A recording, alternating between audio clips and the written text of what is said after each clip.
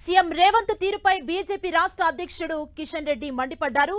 కాంగ్రెస్ రాజ్యాంగాన్ని ఎలా అవహేళన చేసిందో ప్రధాని మోదీ వివరించారన్నారు. వారం రోజులుగా ముఖ్యమంత్రి వ్యవహరిస్తున్న తీరు ఆందోళనకరంగా ఉందన్నారు. అమిత్ షా వీడియో మార్ఫింగ్ చేయించారని ఆరోపణలు చేశారు. గుజరాత్ పౌరుషం అంటారు, గాడిద గుడ్డు పెట్టుకుని ఊరేగుతున్నారని కిషన్ రెడ్డి మండిపడ్డారు.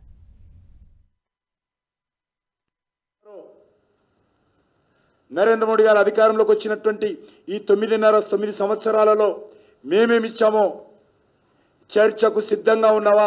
గాడిద గుడ్డు నెత్తిలో పెట్టుకోవడం కాదు. చర్చకు సిద్ధంగా ఉన్నాను అడుగుతా ఉన్నాను. నేను సవాల్ చేస్తా ఉన్నాను. ప్రెస్ క్లబ్కి వస్తావా? తెలంగాణ అమరవీర స్తూపం దగ్గరకు వస్తావా? చార్మినార్ భాగ్యలక్ష్మి దేవాలయం దగ్గరకు వస్తావా? ఎక్కడికి వస్తావు? గాడిద గుడ్డు నెత్తిలో పెట్టుకున్నంత మాత్రాన ఓట్లు వేయరు తెలంగాణ ప్రజలు. నీ సంగతి తెలుసు, నీ నోటి దురుసు తెలుసు అందరికీ.